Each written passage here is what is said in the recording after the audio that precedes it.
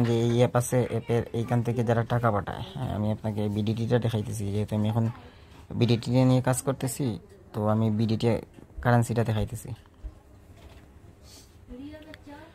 ওখানে ডিপোজিটে গেলে এই যে এইখানে যে নাম্বারগুলো থাকে, এইগুলো নাম্বারগুলো আমাদের থাকে। মনে করেন আপনি যে নিলে আপনারও থাকবে।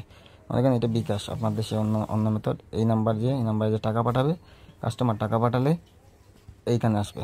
এই দেখেন অ্যাপ্রুভড বাই ব্যাংক, এইখানে আমার কাছে টাকা আসবে। এই দেখেন এই দেখেন একজন 1600 টাকা পাঠাইছে। তো যে টাকা পাঠাবে এইখানে আমার নোটিফিকেশন আসবে। তারপর আমি এইখান থেকে এইখানে গেলাম, আমাদের একটা ওয়েব ম্যানেজমেন্ট পাসওয়ার্ড আছে, আমি আপনাকে লগ ইন করে দেখাই। এটা নিয়ে আমার অনেক লোক রেখে কাজ করাইতেছি, তো ওরা কাজ করতেছে, তাও আমি দেখাইতেছি আপনারা। মনে করেন এইটা তো লগ ইন করলে এখানে একটা ওটিপি আসবে, এখানে একটা ওটিপি আসবে। দেখেন ওটিপি আসছে, ওটিপিটা কপি করে এইখানে লগ ইন করলাম। দেখাবে কারা মনে করেন যে পেন্ডিং রিকোয়েস্ট আছে। হ্যাঁ এই দেন পেন্ডিং রিকোয়েস্ট, এই প্রেফার করলাম। এই দেখেন যারা টাকা, এই দেখেন 1600 টাকা পাঠিয়েছিল, এরা আসছে।